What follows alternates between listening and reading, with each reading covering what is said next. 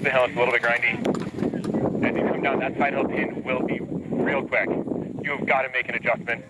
Real strong on that right foot, and real strong and quick back on that one foot. That side hill pin just fucking crazy.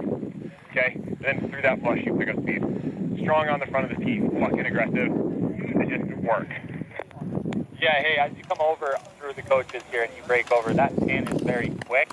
It's just tight distance, so you have to be calling connected to make sure you are making a strong position there. Everything after this little delay into action is running fine. It's just after that, it's a little awkward. So you got to create your own tempo, stay tall, and really stay active all the way to the last gate.